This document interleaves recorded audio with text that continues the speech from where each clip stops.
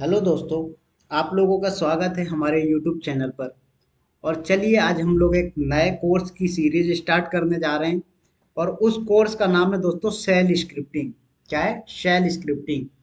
तो दोस्तों, आप लोगों की बहुत ज़्यादा डिमांडें आ रही थी कि सर आप एक वीडियो ना शेल स्क्रिप्टिंग के ऊपर भी बनाइए।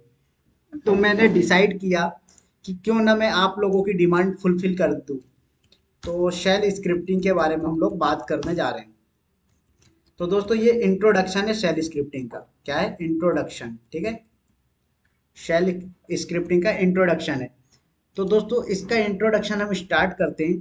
तो सबसे पहले आप ये समझिए कि शेल स्क्रिप्टिंग क्यों यूज करते हैं, इसका यूज करने से हमें क्या क्या बेनिफिट होंगे, किस टाइप के टास्क को हम ऑटोमेट कर सकते हैं। ठीक है। तो सपोज दैट, मानिए कि आप लोग इंडस्ट्री में वर्क कर रहे हैं। क्या कर रहे हैं? आप इंडस्ट्री में वर्क कर रहे हैं और आपको कोई भी एक टास्क को डेली बेसिस पे बार बार वही टास्क को रिपीट करना रहता है। तो आप क्या करते हैं? उस टास्क से बोरिंग हो जाते हैं या फिर टाइम टेकिंग हो जाता है। तो अगर आप उस टास्क को सेल स्क्रिप्टिंग के थ्रू कर लेंगे तो क्या होगा? वो ऑटोमेटिक रन होने लगेगा और आपको उसके लिए एंगेज नहीं होना पड़ेगा। ठीक है। तो इससे आपका भी टाइम बचेगा, इंडस्ट्री को भी बेनिफिट होगा और इंडस्ट्री जो है तो आपका पैकेज भी हाइक करेगी ऐसे में। क्यों? क्योंकि आप कंपनी के लिए कम टाइम पे बहुत ज्यादा काम करके दे रहे हैं। ठीक है। तो इसलिए सेल की स्क्रिप्टिंग की बहुत ज्यादा नीड पड़ जाती है। दूसरी चीज क्या है कि सपोज दैट आपको एक साथ मल्टीपल कमांड्स एग्जीक्यूट करनी है। क्या करना है? आपको एक साथ मल्टीपल कमांड्स एग्जीक्यूट करना है। तो भी आप वो चीजें सेल स्क्रिप्टिंग के थ्रू कर सकते हैं। ठीक है। फॉर इसका एक एग्जांपल ले लेता हूं मैं कि आपको H T T P D install करना है। तो क्या करोगे आप? Yum install H T T P D. Yum install H T T P D और हाइफन वाई लगा दोगे आप विदाउट, तो बिना कंफर्मेशन के इंस्टॉल कर देगा। देन इसके बाद क्या करोगे आप? यहाँ पर कमांड चलाओगे system C T L start H T T P D. क्या करोगे? System C T L start H T T P D. Then इसके बाद आप क्या करोगे? System C T L enable H T T P D. ठीक है। Then इसके बाद आप क्या करोगे? हो सकता है कि आपको इसका स्टेटस भी चेक करना पड़ जाए। System C T L status H T T P D. तो दोस्तों चलो, एक दिन की बात हो तो आप ये कर सकते हो, लेकिन आपको डेली बेसिस पे इसी टास्क को रिपीट करना है। या फिर मान लीजिए कई बार होता है कि आपको ऐसे टास्क मिले, सपोज आपकी इंडस्ट्री में जब भी नया यूजर क्रिएट करते हैं, आप क्या करते हैं? जब भी एक नया यूजर क्रिएट करते हैं तो उस यूजर के लिए आपको ये इंस्टॉल करके देना पड़ता है। तो क्या करोगे आप? मैनुअल करोगे, टाइम लगेगा। आप क्या करोगे? सीधा सा एक स्क्रिप्ट बना के रख लीजिए, इसको क्रॉन जॉब में शेड्यूल कर दीजिए अकॉर्डिंग टू यूजर। तो ये उस यूजर के लिए उस टाइम पे चल जाएगी। तो वो टास्क आपका ऑटोमेट हो जाएगा। क्लियर? तो इस तरह से आप सेल स्क्रिप्टिंग का यूज करके बहुत सारे टास्कों को इजी कर सकते हैं और टाइम बचा सकते हैं आप लोग। तो दोस्तों, एक यहाँ पर बात आती है कि सर हमें सेल स्क्रिप्टिंग सीखने से पहले क्या आना चाहिए। तो दोस्तों, आपको शेल स्क्रिप्टिंग सीखने से पहले लिनक्स की कमांड एग्जीक्यूट करना, लिनक्स के बारे में पता होना बहुत जरूरी है। जिसको लिनक्स नहीं आता उनको रेकमेंड करता हूं, प्लीज पहले लिनक्स सीखिए, देन शेल स्क्रिप्टिंग की तरफ मूव करिए। ठीक है। चलिए, तो अब बात करते हैं कि शेल ये होता क्या है। शेल जरा ध्यान से सुनिएगा। ठीक है। हम शेल स्क्रिप्टिंग तो बोल रहे हैं, लेकिन ये शेल होता क्या है जरा ध्यान से समझिएगा। सपोज दैट ये क्या है? आपके पास एक हार्डवेयर है। क्या है? ये आपके पास हार्डवेयर है। तो मैं यहाँ पर लिख देता हूँ कि ये आपका क्या हो गया? हार्डवेयर। इस हार्डवेयर में क्या करते हैं हम लोग? इस हार्डवेयर को क्या करते हैं आप लोग? कोई भी ऑपरेटिंग सिस्टम इंस्टॉल करते हैं। क्या करते हैं आप? कोई भी ऑपरेटिंग सिस्टम इसमें इंस्टॉल करते हैं। सपोज दैट इसमें आपने क्या किया? सेंटोस इंस्टॉल कर लिया। क्या किया आपने? सेंटोस इंस्टॉल कर लिया। तो जब आपने सेंटोस इंस्टॉल किया तो यहाँ पर आ जाएगा कौन? कर्नल। कौन आ जाएगा? कर्नल। तो दोस्तों, जिनको ये कर्नल पता है अच्छी बात है, नहीं पता वो मेरे लिनक्स के ट्यूटोरियल पर जाएं और कर्नल क्या है उसके बारे में पता करके आएं। ठीक है। ये कर्नल एक बेहद इंपॉर्टेंट प्रोग्राम होता है। ठीक है, ऑपरेटिंग सिस्टम के लिए। नेक्स्ट, कर्नल के बाद किसका नंबर आ जाता है? उसके बाद नंबर आ जाता है शेल का। कि कौन से शेल अवेलेबल है। तो सपोज दैट, चलो मैं यहाँ पर कलर चेंज कर लेता हूँ तो आपको क्लियर होता रहेगा, ठीक है।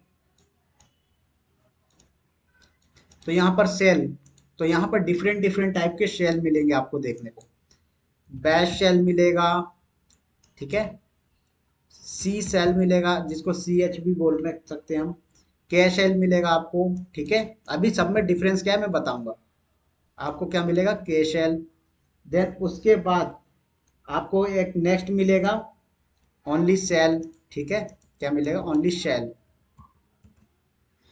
ये मिल जाएगा। उसके बाद अपर वाले पार्ट में क्या होता है, यहाँ होते हैं आपके सॉफ्टवेयर्स। क्या होते हैं, यहाँ आता है आपके सॉफ्टवेयर्स का नंबर। क्लियर। तो चलिए जरा ध्यान से देखिए कि ये सॉफ्टवेयर कैसे होते हैं। तो मैंने थोड़ा सा स्ट्रक्चर चेंज किया, चलिए। तो यहाँ पर सॉफ्टवेयर्स आते हैं। अब वो सॉफ्टवेयर कौन कौन से होते हैं, आपका एल एस होता है, सी पी होता है, एम के डी आई और होते हैं। तो दोस्तों एक चीज ध्यान रखिएगा कि जितने भी कमांड्स हैं उनको क्या बोलते हैं हम, सॉफ्टवेयर। वो सॉफ्टवेयर हैं। अगर आप विंडो में बात करते हैं तो वो सॉफ्टवेयर हैं, अगर आप लिनक्स में बात कर रहे हैं तो उनको हम क्या, कमांड्स बोल देते हैं। इसी तरह से डब्ल्यू गेट हो गया, ठीक है। पी डब्ल्यू डी हो गया, टी कमांड हो गया, टी डब्ल्यू टी, ठीक है। तो दोस्तों इस तरह से ये मल्टीपल टाइप्स की कमांड अवेलेबल है।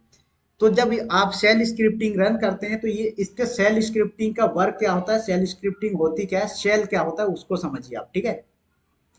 तो ये दोस्तों ये जो शेल होते हैं, बैश शेल हो, सी एच शेल हो, एस शेल हो और के शेल हो, ठीक है। ये सारे क्या है, सेल है। तो ये सेल क्या है, ठीक है। ये शेल जो है वो एक स्पेशल टाइप का प्रोग्राम होता है। क्या होता है, ये सेल जो होते हैं वो एक स्पेशल टाइप के प्रोग्राम होते हैं जो क्या करते हैं, एक इंटरफेस प्रोवाइड करवाते हैं। क्या करवाते हैं, एक इंटरफेस प्रोवाइड करवाते हैं यूजर और ऑपरेटिंग सिस्टम के बीच में। क्या करते हैं, यूजर और ऑपरेटिंग सिस्टम के बीच में। तो इन सेल का काम क्या होता है दोस्तों, ये सेल जो होते हैं वो ह्यूमन रीडेबल कमांड्स को क्या करते हैं, ह्यूमन रीडेबल कमांड्स को, एल एस को, सीपी को, एम के डी आई को, ये सारे क्या है, ह्यूमन रीडेबल फॉर्मेट है। तो इनको एक स्पेशल फॉर्मेट में कन्वर्ट करते हैं, ऐसा फॉर्मेट जिसको कर्नल अंडरस्टैंड कर सके। कौन अंडरस्टैंड कर सके, कर्नल। तो ये क्या करते हैं, शेल आपके यूजर के जो इनपुट दिए हैं उन कमांड्स को कन्वर्ट करता है कर्नल के अंडरस्टैंडिंग होने वाले फॉर्मेट में। और कर्नल क्या करता है, उसको लेके जाता है हार्डवेयर तक। कर्नल क्या करता है, उसको लेके जाता है हार्डवेयर तक। तो इस तरह से जाके क्या हो जाता है, ये लिनक्स शेल स्क्रिप्टिंग का फॉर्मेट तैयार हो जाता है, ठीक है। तो इस तरह से ये वर्क करते हैं। तो ये छोटा सा इसका ओवरव्यू था। अब थोड़ा सा आगे आते हैं हम और बात करते हैं कि हम शेल स्क्रिप्टिंग को कितने मोड में रन कर सकते हैं, ठीक है। कितने मोड में हम रन कर सकते हैं, तो जरा ध्यान से देखिएगा। नंबर वन पर जो है हम कमांड लाइन से एक्सेस, सॉरी कलर चेंज कर लेता हूं। नंबर वन पर जो है हम कमांड लाइन से कर सकते हैं access, command line shell. Number two, graphical shell. क्या है, ग्राफिकल सेल। तो दोस्तों ग्राफिकल सेल, तो मैं ग्राफिकल सेल को नहीं बताऊंगा डीप में, बस अभी एक छोटा सा ओवरव्यू देखो कि कमांड लाइन सेल में क्या होता है कि हम स्क्रिप्टिंग को कमांड लाइन पे एग्जीक्यूट करवाते हैं। ग्राफिकल सेल में क्या होता है कि ये ग्राफिकली आपके माउस के थ्रू एक्सेस करवाते हैं, ठीक है। तो ये डिफरेंस है। तो दोस्तों इंडस्ट्री में जो आप यूज करते हैं वो कमांड लाइन होता है ज्यादातर, ठीक है। तो इसलिए हम कमांड लाइन के बारे में डिटेल में डिस्कस करेंगे, ठीक है। चलिए अब थोड़ा सा और आगे आते हैं हम लोग और बात करते हैं शेल स्क्रिप्टिंग की, ठीक है। तो शेल स्क्रिप्टिंग जो होते हैं वो क्या करते हैं, यूजर के द्वारा दिए गए इनपुट को एक्सेप्ट करते हैं और उनको एग्जीक्यूट करते हैं। क्या करते हैं, जो यूजर ने इनपुट दिया है उनको एक्सेप्ट करके उनको एग्जीक्यूट करते हैं। लेकिन सम टाइम में क्या होता है कि हमें बंच ऑफ कमांड्स मतलब ग्रुप ऑफ कमांड्स रन करना पड़ता है। तो हम वो सारे काम भी क्या कर सकते हैं, स्क्रिप्टिंग के थ्रू कर सकते हैं। सपोज दैट मैंने आपको जो ये बताया यम इंस्टॉल, आप ये सारी कमांड एक बार में टर्मिनल पे रन नहीं कर सकते। अगर आप सोचो कि एक बार में रन करना है नहीं कर सकते, ठीक है। लेकिन अगर मैं बात करूं शेल स्क्रिप्टिंग की तो हम क्या कर सकते हैं, उसमें पूरे एक साथ रन कर सकते हैं, ठीक है। अब उसके बाद आती है कि इसमें बैश शेल, जो मैंने बात की है यहाँ पर, बैश शेल, इसी को ज्यादातर हम इंडस्ट्री में या फिर स्क्रिप्टिंग में क्यों यूज करते हैं। तो दोस्तों ये जो बैश शेल होता है, ये बाय डिफॉल्ट सेल माना जाता है लिनक्स का। क्या होता है? ये डिफॉल्ट सेल होता है लिनक्स का, इसलिए रेकमेंड किया जाता है कि आप बैश शेल स्क्रिप्टिंग करिए, बैश स्क्रिप्टिंग करिए। क्लियर?